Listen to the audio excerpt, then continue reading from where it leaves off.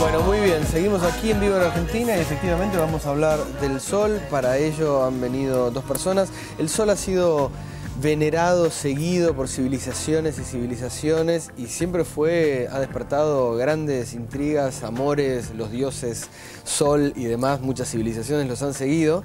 Y a lo largo de los últimos años se empezó a hablar mucho de las tormentas solares que están teniendo lógicamente una incidencia grande en el planeta Tierra, y de eso vamos a intentar hablar, intentar entender primero qué son las tormentas solares y después entender efectivamente cómo repercuten en la vida de todos nosotros en el planeta Tierra. Presentamos entonces a Gustavo Mancilla, investigador del CONICET en el Laboratorio de la Ionosfera de la Universidad de Tucumán, y a Sergio Dazo, investigador del CONICET en la Facultad de Ciencias Exactas y Naturales de la UBA y en el Instituto de Astronomía y Física del Espacio, y autor del libro, aunque no esté acá, Los Enigmas del Sol. Bienvenidos a los dos. Gracias. Muchas gracias, un gusto. Buenas tardes a toda la audiencia y a ustedes. Bien. Empezamos por lo básico. Por lo básico. ¿Qué es una tormenta solar? Bueno, no estaría mal. No estaría mal. Bueno, básicamente el Sol está emitiendo continuamente lo que se llama viento solar, que es la expansión de la corona del Sol. Cada tanto se producen grandes emisiones de esa masa del Sol y a eso se le llama generalmente tormenta solar. El viento solar es, como les decía, la expansión de la corona en todo el medio interplanetario, y cuando se produce un aumento de esa masa de la corona del Sol, apuntando hacia la Tierra, se produce una tormenta solar sobre la Tierra, y es la que da lugar a la gran variedad de efectos que se pueden observar y percibir en la Tierra. Claro, el problema es que, por ejemplo, el Sol tiene un ciclo de actividad de más o menos unos 11 años, en donde hay un máximo de actividad, en donde este tipo de eventos se intensifica, un mínimo de actividad, en donde está bastante calmo. Pero ¿por qué son tan importantes en los últimos tiempos, y a veces uno ve en las noticias y le están dando los medios tanta trascendencia? Es porque estas tormentas solares, cuando afectan al entorno terrestre, producen daños en las tecnologías actuales. Entonces, quizá lo mismo que viene ocurriendo desde hace 30 años. Exactamente. Si no tenían celular, eso no pasaba es nada. una de las razones principales por las cuales hay... Ahora se cae todo el sistema. Por ejemplo, acabamos de ver un rico chupín en Santa Fe que vino, digamos, de un móvil exterior, y si hubiera habido una tormenta solar muy intensa, eventualmente podría haber habido algún tipo de interferencia o algún corte en la transmisión. Yo viendo imágenes de unas muy fuertes tormentas solares que hubo fines del 2000, comienzos del 2001, eso da que el ciclo siguiente sería a fines de este año, digamos. Sí, estamos en la zona del máximo. Sí, yo lo que veía en esas imágenes es que esos como vórtices de donde se libera ese plasma, también se producían en su oposición, digamos, de un lado y del otro. Pero es como si estuvieran unidos en un punto. ¿Qué sucede en el enlace, digo? Primero, Nicolás, permitime, vos nombraste la palabra plasma y le hablo un poquito a la audiencia qué es un plasma. Que no sabemos tanto como vos. Gracias. La materia tiene estados. Por ejemplo, si tenés un sólido y vos le entregás calor, lo convertís en líquido. Si le seguís entregando calor, lo convertís en gaseoso. Si le seguís entregando energía térmica, lo calentás tanto que el átomo se disgrega, y entonces el núcleo, que es positivo, tiene carga eléctrica positiva, va por un lado, y electrón o los electrones que se disgregan de ese átomo van por otro. Y entonces el gas que forma la materia está en estado de plasma. Eso es lo que se conoce como ionizado. Está ionizado. Y en la corona solar la temperatura es tan alta que el gas está ionizado. Entonces es por eso que... Perdón, ahí estamos justamente viendo unas imágenes, ¿no? Digo, sobre la izquierda abajo se ve una liberación muy fuerte, pero también por la derecha arriba. Por lo tanto, es como si de un lado y del otro sucediera. Me pregunto yo eso, ¿qué sucede en el enlace en el centro, digo? Porque es como si hubiera un agujero negro se produjera de un lado al otro. No es eso lo que está pasando. Ahí lo que se está mostrando en esa imagen es un coronógrafo.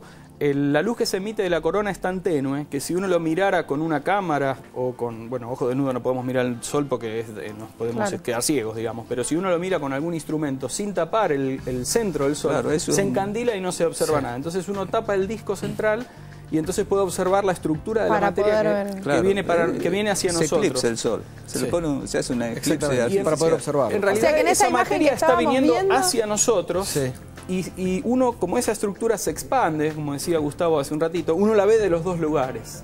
Pero, digamos, está viniendo hacia nosotros y nosotros la estamos mirando de frente al Sol. Bien, pero ¿eso qué se libera entonces? ¿Es vapor? ¿Es agua? ¿Es qué? Es plasma magnetizado. O sea, hay una componente muy importante de campo magnético.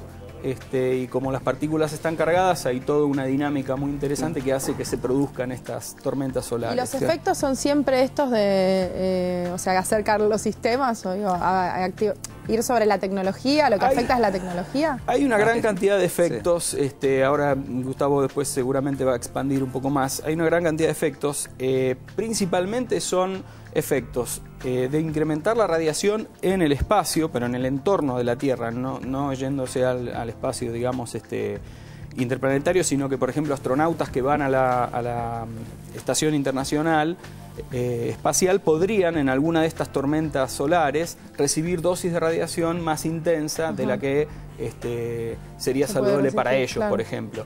Además afecta diferentes tecnologías, afecta el buen funcionamiento de GPS, afecta las comunicaciones, fallas en satélites, por ejemplo el SAC-D. Nosotros en la Argentina tenemos un impulso espacial en los últimos años que hace que, por ejemplo, tengamos un satélite nuestro puesto en órbita, construido por la Argentina, y ese satélite podría ser dañado, por ejemplo, en una tormenta solar. Claro. Pero a nosotros, seres vivos caminando por la plaza, ¿la tormenta solar nos afecta? No nos afecta. Hay muchos efectos. No llega hasta acá, digamos. Claro, porque tenemos un escudo natural, que es el campo magnético terrestre o campo geomagnético. Los efectos más visibles de las tormentas son las llamadas auroras, en el hemisferio norte boreal y en el hemisferio sur austral. Lo que pasa que ahí el campo magnético terrestre es más débil y entonces entran esas partículas cargadas que hablaba Sergio, excitan las partículas de neutros y al desexcitarse los neutros, volver a su estado fundamental, emiten luz. Es básicamente como funciona un tubo fluorescente, que tiene un gas adentro. Entonces hay una corriente que ioniza los átomos, no los ioniza, los excita, los lleva de su estado fundamental a un estado de mayor energía. Al volver a su estado fundamental, esos átomos liberan energía en forma de luz. Ahora, Gustavo, te hago una pregunta, porque imagino que esa liberación de un calor impresionante, en algún momento sí, por supuesto, llega a la Tierra. Digo, hay temperaturas que se también el choque de partículas cargadas con neutros producen un calentamiento de la atmósfera en altas latitudes. Al calentarse la atmósfera, el aire caliente es más liviano que el aire frío, se eleva a mayores alturas. Entonces, satélites que están orbitando alrededor de la Tierra de baja altura se ven afectados por la fricción debido al aire que está a mayores alturas. Entonces, eso hace que los satélites que están normalmente cayendo por la gravedad de la Tierra a unos 250 metros por día, aumente la caída a 500 metros por día. Hay que volver a ponerlos en órbita y eso lleva tiempo, 1 o 2 días, hasta que se los reubica normalmente en su órbita. Esos son algunos efectos de las tormentas. Y recién que hablábamos de los ciclos de 11 años. Sí.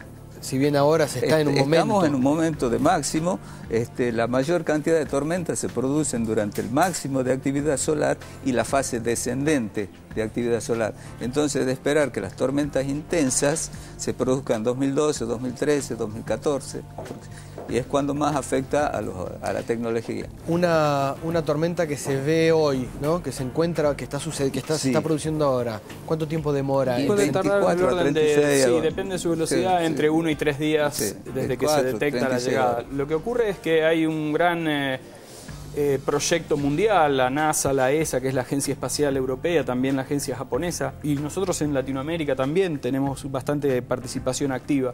Nosotros tenemos una organización latinoamericana de geofísica espacial que investigamos este tipo de problemáticas, tratar de mejorar la predicción del efecto que tiene esta tormenta solar sobre el entorno planetario. Para poder prepararse. Claro, porque a veces uno lo ve, pero dependiendo de algunas circunstancias durante el camino o que uno no puede observar todas las propiedades que tiene este plasma que se deyecta, es inofensivo. Entonces es como el alerta de granizo que no ocurre, digamos. Claro. Entonces, tratar de mejorar la ciencia básica para avanzar en poder predecir con menor margen de error este tipo de eventos. ¿Y ustedes como científicos van a civilizaciones antiguas que veneraban, adoraban y siempre rendían pleitesía al sol como el creador de todo, para empezar a investigar un poco? A mí me da mucha curiosidad, pero no en mis tiempos de científico, digamos. Sí. La ciencia no se basa o no hace lecturas de civilizaciones antiguas para estudiar algo, digamos. No. Mira, les quería comentar que por ahí puede causar temor en la gente, que hablábamos fuera de cámara, que muchos problemas cardíacos de algunas personas se las asocia a tormentas geomagnéticas. Hay estudios rusos, de investigadores rusos, no conozco en detalle, pero habría una correlación entre las tormentas magnéticas, que son las variaciones del campo magnético causadas por las tormentas solares, y problemas en personas que son propensas a tener ataques cardíacos, porque aparentemente, según esos estudios o esas correlaciones, las tormentas magnéticas alterarían el ritmo cardíaco, que daría lugar a arritmias, y eso puede dar lugar a esos ataques cardíacos. Claro. Sí, no hay duda, si las lunas alteran las aguas, a nosotros, ¿por qué no lo haría el sol con nosotros? Sí, es probable. Sí, bueno, ese tipo de estudios yo creo que es un poco preliminar, y yo tendría que mirar un poquito hay que mejor tomarlo con pinzas para creerlo. Pero hay estudios más serios sobre que las tormentas magnéticas afectan a los animales migratorios, porque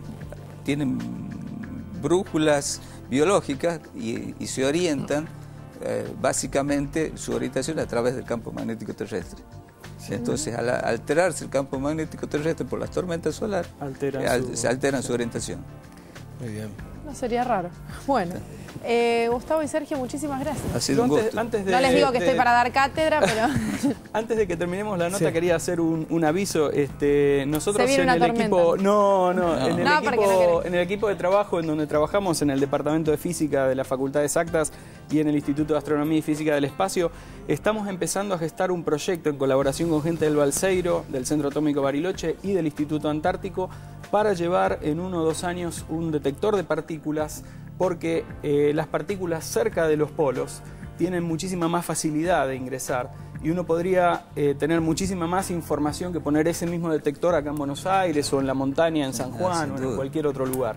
Entonces estamos progresando, ya digamos, hemos presentado varios proyectos y estamos tratando de avanzar en esa línea, a ver si podemos eso nos permitiría conocer mucho más sobre el efecto de las tormentas. Vivo en Argentina 2014 los tendrá de nuevo más o menos. Excelente, sería fantástico. Ahora el sol está de moda.